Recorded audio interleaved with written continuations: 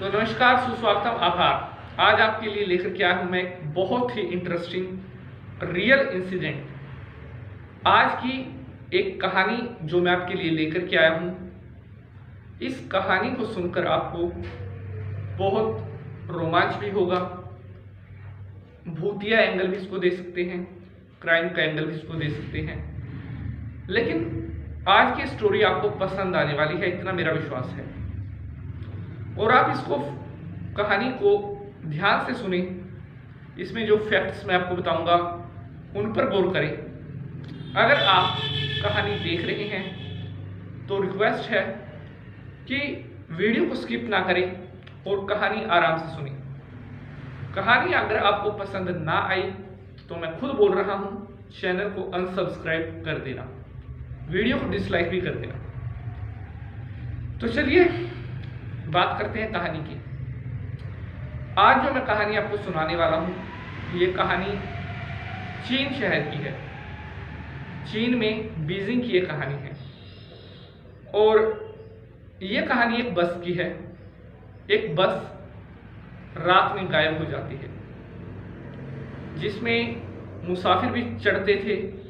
मुसाफिरों को लेकर भी वो बस चल रही थी। उसी रात को वो बस गायब हो जाती है। उस बस को जहां पहुंचना था वहां ना पहुंचकर कहीं और 100 किलोमीटर दूर वो बस मिलती है।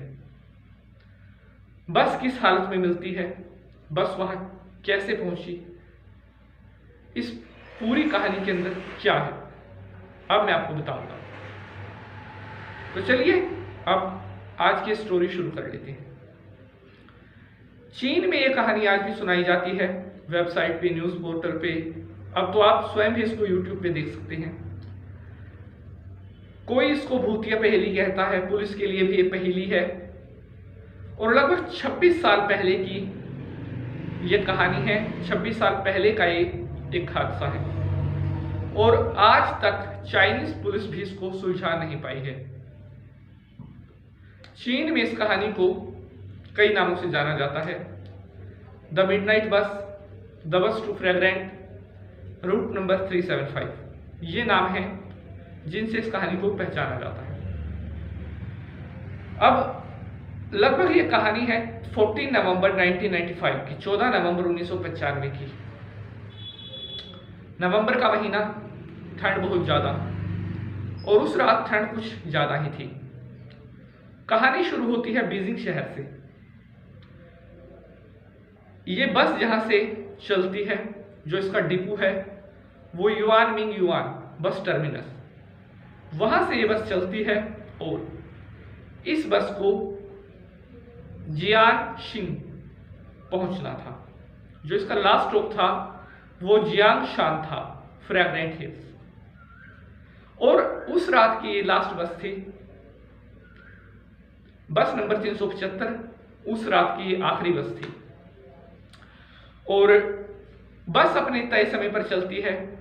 जो बस का एग्जैक्ट टाइम होता है, जो फिक्स टाइम होता है, उस टाइम पर बस चल पड़ती है अपने टर्मिनस से। बस सही चल रही होती है, उसमें सवारियां चढ़ती हैं, जिनको जहां पर उतरना होता है उतरते हैं, अगले स्टॉप से फिर सवारियां चढ़ती हैं। तो ऐसे करके जैसे नॉर्मली एक बस चलती है, वैसे ये बस भी चल रही थी। लगभग काफी स्टेशन क्रॉस करने के बाद अब बस के केवल 5 या 6 स्टॉप बचे थे लास्ट स्टॉप आने में। तो 5 स्टॉप पहले उस बस में एक कपल चढ़ता है, एक मियां बीवी चढ़ते हैं, एक बुजुर्ग लेडी और एक यंग लड़का। टोटल 4 लोग उस बस में चढ़ते हैं। और उस टाइम जिस समय वो 4 लोग चढ़ते हैं, उससे पहले की जो बस की सवारियां थी वो सारी उतर चुकी थी, बस खाली हो चुकी थी। अब उस बस में केवल वो 4 लोग, एक ड्राइवर, एक कंडक्टर, टोटल 6 लोग अब बस में होते हैं, बाकी बस खाली। तो अब बस जहां से जाती है, जहां से बस अब चल रही होती है, वो शहर का बाहर का हिस्सा होता है। कुछ तो नवंबर का महीना, आधी रात का टाइम, सड़क लगभग सुनसान, शहर लगभग सोया हुआ। एक अजीब सा सन्नाटा उस सड़क पर पसरा हुआ था। एक अजीब तरह का शांति वहां पर पसरी हुई थी। केवल बस के इंजन की आवाज दूर दूर तक सुनाई पड़ रही थी, बस के चलने की आवाज आ रही थी, इसके अलावा कोई भी आवाज नहीं थी। तो बस चलती है और 4 स्टॉप पहले ड्राइवर को एक बस स्टॉप पर 2 लोग खड़े हुए नजर आते हैं। उनको देखकर ड्राइवर बस रोक लेता है, क्योंकि मुसाफिर हैं, बस में चढ़ाना था। तो जैसे ही बस रुकती है, वो जो 2 लोग थे वो पीछे के दरवाजे से बस में चढ़ते हैं और अब वो 2 की जगह 3 हो जाते हैं। 3 कैसे होते हैं? क्योंकि तीसरा जो था वो उन्होंने बीच में लिया हुआ था, मानो ऐसा जैसे वो उसको सहारा दे रहे हैं कि खुद इससे चला नहीं जाता और वो खुद उसको सहारा दे रहे थे, ऐसे उन्होंने उसको पकड़ा हुआ था। तो तीनों बस में पीछे के दरवाजे से चढ़ते हैं और पीछे वाली सीट पर ही बैठ जाते हैं। तो अब जो 4 लोग, उनके अलावा जो 4 लोग बस में बैठे हुए थे, एक कपल, एक बुजुर्ग लेडी, एक यंग लड़का, उन सभी का ध्यान उन तीनों लोगों पर जाता है जो पीछे के दरवाजे से बस में चढ़ते हैं और उनको देखकर वो घबरा जाते हैं, थोड़ा परेशान होते हैं। तो ऐसा क्यों? क्योंकि उन तीनों का जो पहनावा था उस टाइम 1995 का जो पहनावा था उससे बिल्कुल अलग था। उन्होंने बहुत ज्यादा पुराने कपड़े पहने हुए थे, या ऐसे लगा लो कि उनके कपड़े देखकर ही इंसान डर जाए, ऐसे कपड़े उनका हुलिया था। और उनके जो शक्लें थी, उनका जो चेहरा था वो भी साफ साफ दिखाई नहीं पड़ रहा था।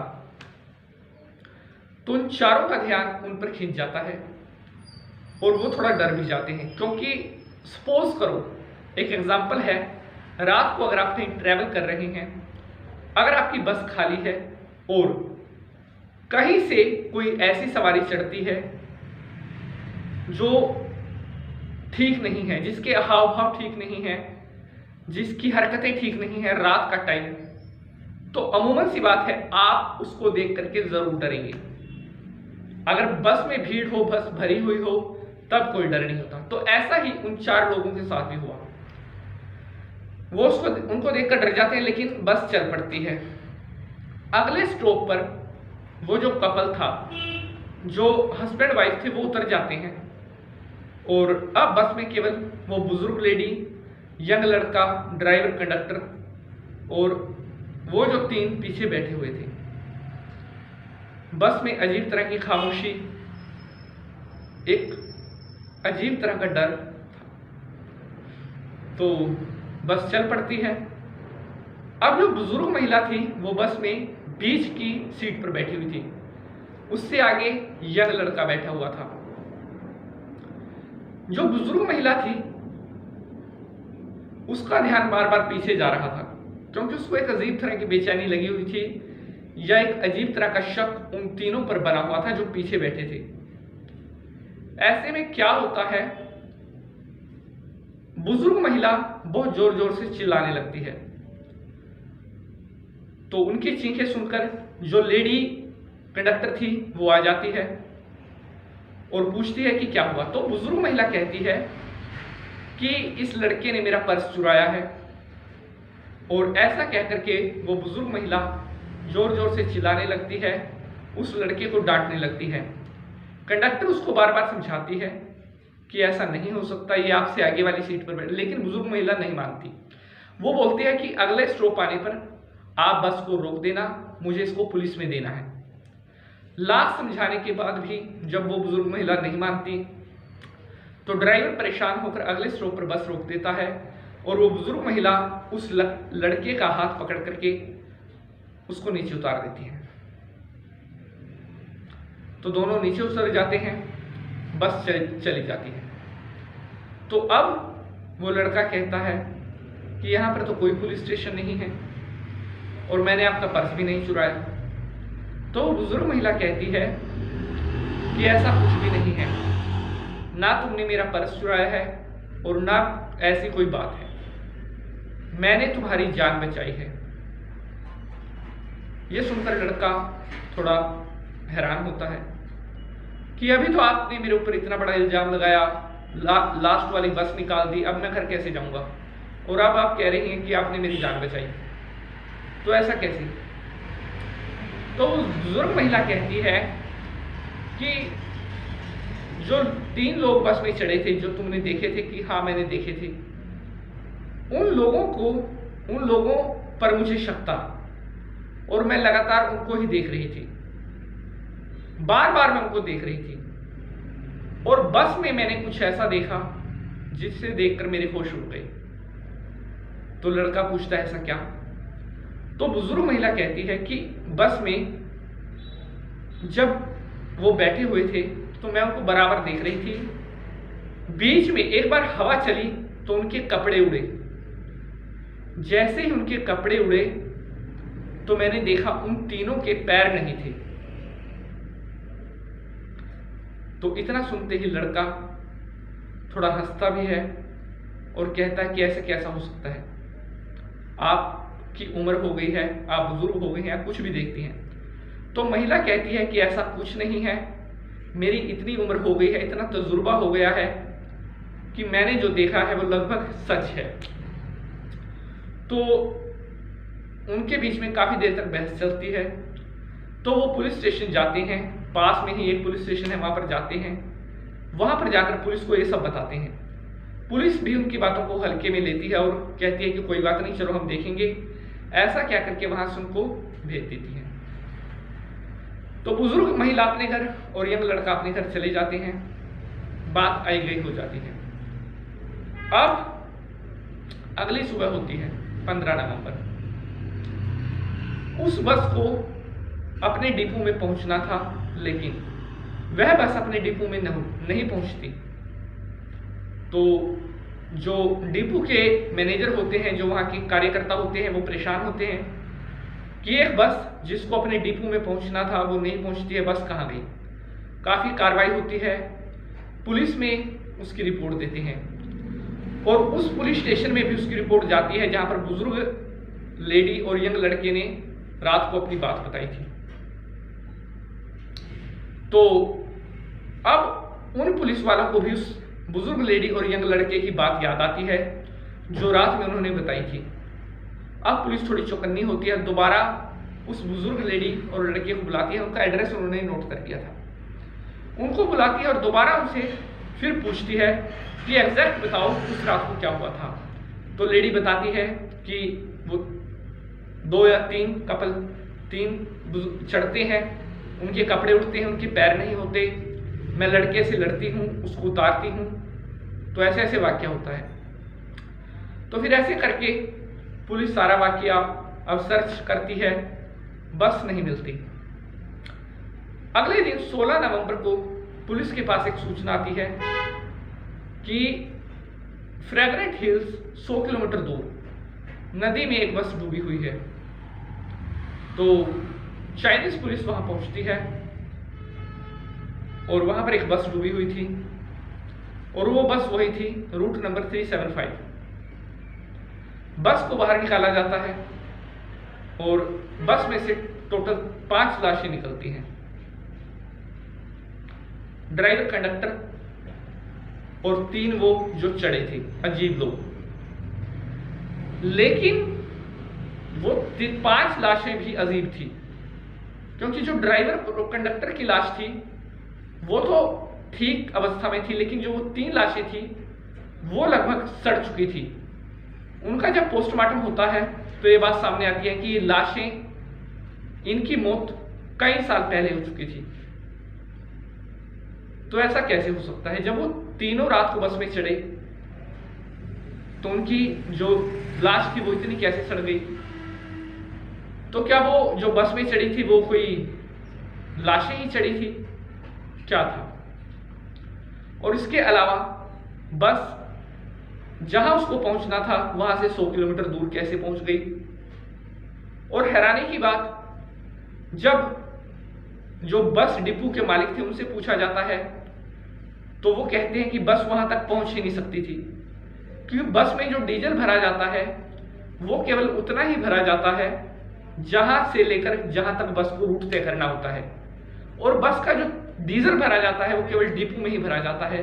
अगर हम ऐसा कह लें कि ड्राइवर ने बस में डीजल बाहर से भरवा लिया होगा तो ऐसा भी नहीं।